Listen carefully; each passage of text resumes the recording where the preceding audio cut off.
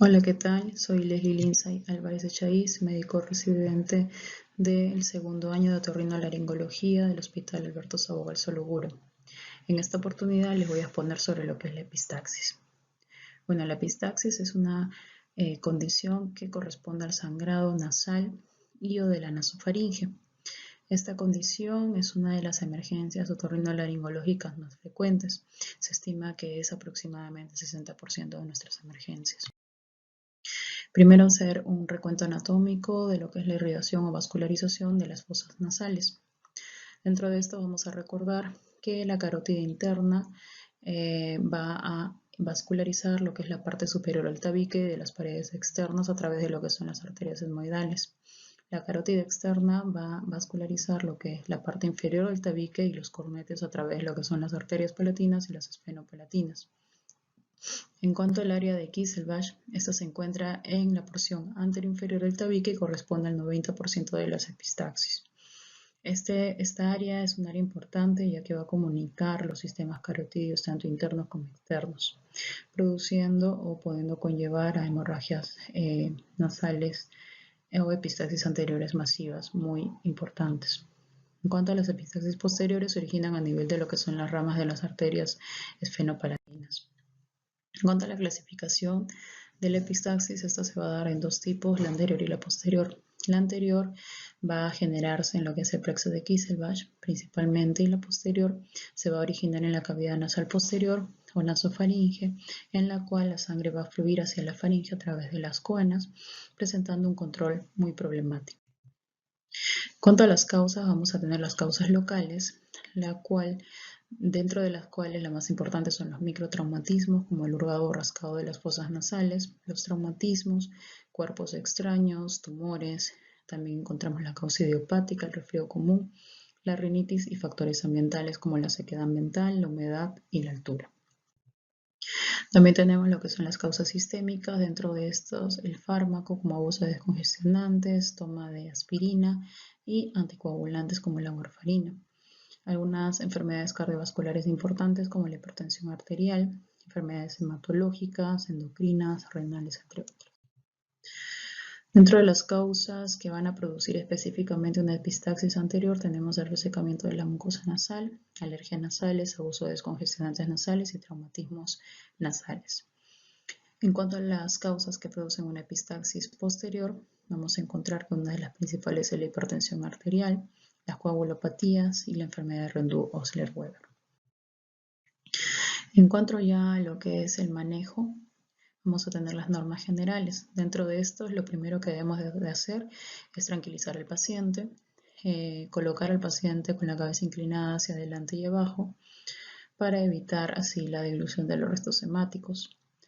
Es obligatorio localizar el punto de sangrado en la medida de lo posible. Debemos de indagar sobre antecedentes personales y realizar un examen físico completo al paciente, específicamente basándonos o priorizando lo que es la rinioscopía anterior. Debemos de interrogar por las circunstancias de aparición, duración, volumen de la hemorragia y frecuencia de la misma. Dentro ya de lo que es los procedimientos que vamos a realizar al paciente, primero debemos de valorar su estado hemodinámico, debemos de cuantificar la presión arterial y la frecuencia cardíaca. Si ha sido prolongada o se considera que el paciente puede requerirlo, se puede instaurar una vía de perfusión endovenosa de alguna sustancia líquida, ¿no? Si es necesario el estudio, debemos de realizar algunos exámenes de laboratorio como hematocrito, coagulación o plaquetas. Y si nos encontramos con un paciente con una crisis hipertensiva, debemos de controlar primero la epistaxis y posteriormente lo que es la presión arterial. En cuanto a la actitud terapéutica, cuando la hemorragia parece ser leve, el paciente se debe sentar en la posición que les describí hace un momento y se debe de apretar la nariz entre el pulgar y el índice. Esto debe de hacerlo aproximadamente por unos 5 a 10 minutos y luego se debe de realizar un examen cuidadoso de las fosas nasales. Para esto debemos de realizar la rinoscopía anterior, ayudándonos de lo que es un espéculo nasal, y un frontoluz para poder ver mejor las lesiones y la cavidad nasal. Si se dispone de un aspirador, debemos de recoger el contenido nasal o hacer sonar la nariz al paciente para lograr eliminar todos los coágulos dentro de la cavidad nasal, que se encuentran dentro de la cavidad nasal, para poder producir hemostasia o localizar el punto de sangrado. Aquí está cómo se debe realizar la compresión nasal, la posición del paciente, que debe estar inclinado levemente hacia adelante, debe respirar por la boca y taparse las fosas nasales de manera digital, ¿no? Acá está la rinoscopía anterior con ayuda de un espéculo nasal, y si contamos con un aspirador también utilizarlo, y si no, decirle al paciente que se pueda soplar la nariz para evitar toda la mayor cantidad de coágulos, ¿no? Ya que esto se evita en la hemostasia. También se dice que podemos utilizar una torunda de algodón dentro de la cavidad nasal sangrante, embebida de lo que es agua oxigenada, o una solución con epinefrina y lidocaína. No, aquí está lo que les comenté. Si no cede con la compresión manual del mismo paciente, debemos de colocar un algodón embebido en agua oxigenada, o también se puede aplicar una solución de un anestésico tópico como la lidocaína al 2% con epinefrina al 1 diluido en 1 en 1000, ¿no? Se aplica la presión externa y se retira el algodón a los 15 minutos. En ese momento debemos de explorar las fosas nasales y la orofaringe también. Si no cede, se debe intentar una vez más, y si no se soluciona o se considera necesario, se debe realizar una cauterización cáustica con lo que es el nitrato de plata, preferiblemente el 50%, y o se debe evaluar la posibilidad de realizar una electrocauterización. Debemos de tener en cuenta que nunca se debe de cauterizar ambas fosas nasales a la misma altura de cada mucosa endonasal, ya que podríamos producir en el post-cauterización una perforación septal.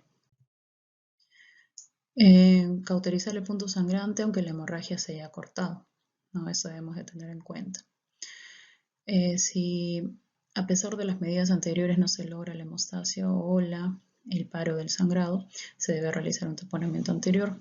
Para eso debemos de utilizar una gasa, una tira de gasa normal o unas mechas nasales preparadas que a veces contamos en algunos hospitales, impregnarlas con vaselina estéril o alguna pomada antibiótica, se prefiere más la pomada antibiótica.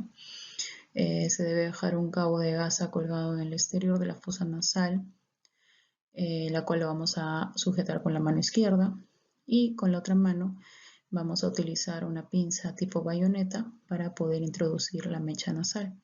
Esta la vamos a introducir desde el suelo, en dirección del suelo, y lo vamos a ir ascendiendo de atrás hacia adelante en forma de acordeón, lo más apretado posible, rellenando toda la cavidad nasal con la mayor cantidad de gasa que nos sea posible, que nos permita la cavidad. Vamos a valorar siempre la orofaringe después de realizar este taponamiento para ver si hay alguna posibilidad de sangrado posterior. Y en lo que sea posible, que sea necesario, debemos de realizar un taponamiento nasal bilateral, preferiblemente. Se debe informar también al paciente de las posibles molestias que puede conllevar el taponamiento nasal anterior, como la cefalea, la sequedad bucal, la pífora, principalmente.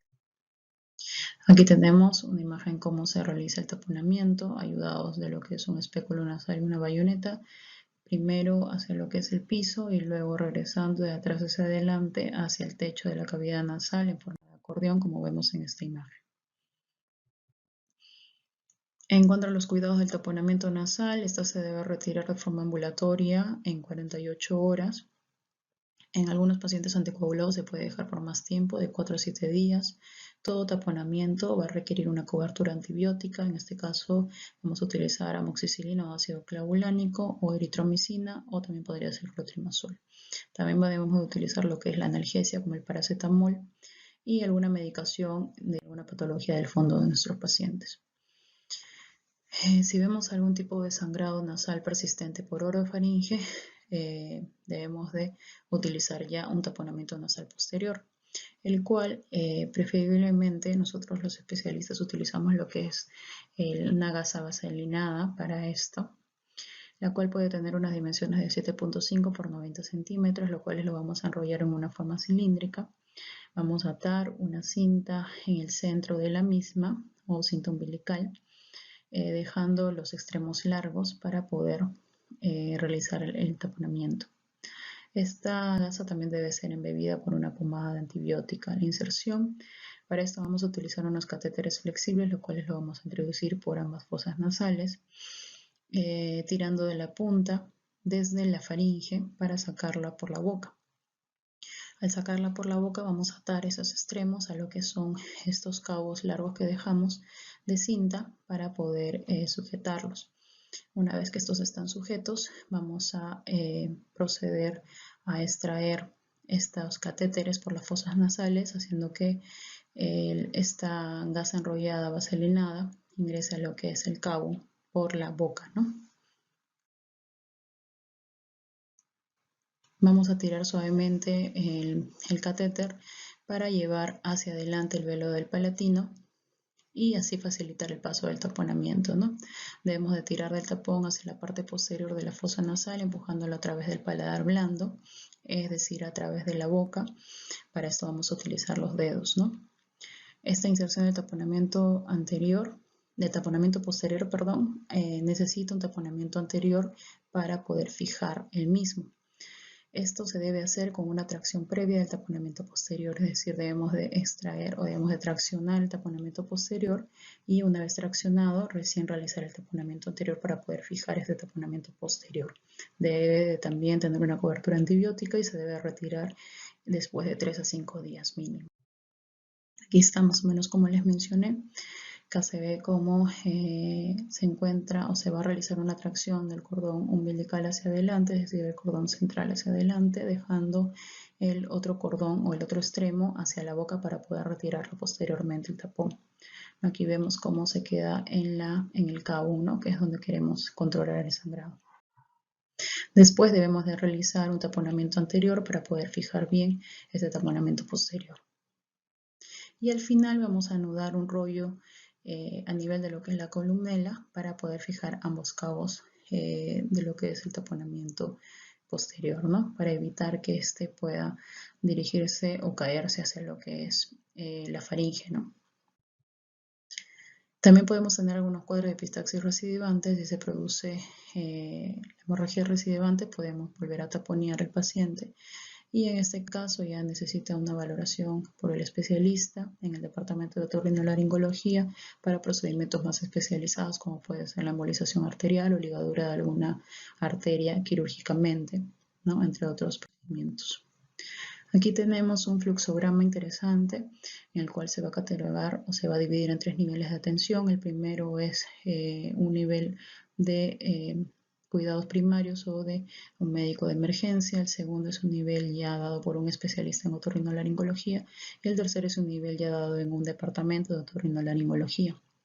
Vamos a ver que si tenemos un paciente con epistaxis en el primer nivel, lo que se va a hacer es la compresión de las fosas nasales, la aplicación de hielo sobre áreas del cuello, como les mencioné, toma de funciones vitales, específicamente de lo que es la presión arterial, y si el paciente se encuentra hemodinámicamente estable y con estas medidas el sangrado para, debemos de tenerlo 30 minutos en observación, aplicarle alguna crema antiséptica nasal, y si vemos que el sangrado no se reanuda, podemos derivarlo ya a casa y explicarle al paciente que por lo menos durante unos 7 a 10 días no debe de hacerse o no debe de soplar la nariz de forma muy intensa. Si tenemos un paciente hemodinámicamente estable con un sangrado persistente a pesar de la compresión manual, vamos a referirlo ya a la emergencia para que tenga una valoración por un otorrinolaringólogo. Si tenemos un paciente hemodinámicamente inestable, tenemos que referirlo directamente a lo que es el departamento de otorrinolaringología. En cuanto a lo que es el segundo nivel de atención, vamos a hacer aquí ya una rinoscopía anterior o una endoscopía si es necesario. Con estos métodos vamos a poder evaluar lo que es el foco o el punto de sangrado, la fuente de sangrado, para catalogarlo y poder realizar de repente una electrocauterización o una cauterización con nitrato de plata, ¿no? Si este sangrado para, podemos derivar ya al paciente a casa con las indicaciones mencionadas anteriormente. Pero si esto continúa, debemos ya de echar mano a lo que es un taponamiento nasal. En cuanto a ya al tercer nivel de atención, vamos a ver que se realiza el taponamiento nasal y vamos a ver si el paciente, si el sangrado para. Podemos remover el taponamiento en 2 días, indicándoles antibióticos como les mencioné. Si a pesar de esto, bueno, si tenemos otro caso, ¿no? Otro escenario, si el paciente presenta un sangrado persistente a pesar del taponamiento nasal y es candidato para una cirugía, debe de indicársele la cirugía, usualmente endoscópica. Más que nada se realiza lo que es la ligadura de la esfenopalatina. Si vemos que hay un sangrado persistente y el paciente no es candidato para una cirugía, podemos echar mano de lo que es una embolización. Si tenemos, a pesar de este tratamiento quirúrgico, como la ligadura de la esfenopalatina, el sangrado continúa, podemos realizar también en este caso una embolización, ¿no? Y también en caso de realizar o de quitar el taponamiento anterior, vamos a ver después de los 2 días, vemos que el sangrado no disminuye, persiste. A pesar de eso, también podemos echar mano de lo que es una embolización. Y si retiramos el taponamiento después de los 2 días y el sangrado no continúa, por 24 horas podemos derivar al paciente ya a casa con las indicaciones que les mencioné. Bueno, eso sería todo con respecto a lo que es la epistaxis. Espero les haya sido de gran utilidad. Muchas gracias.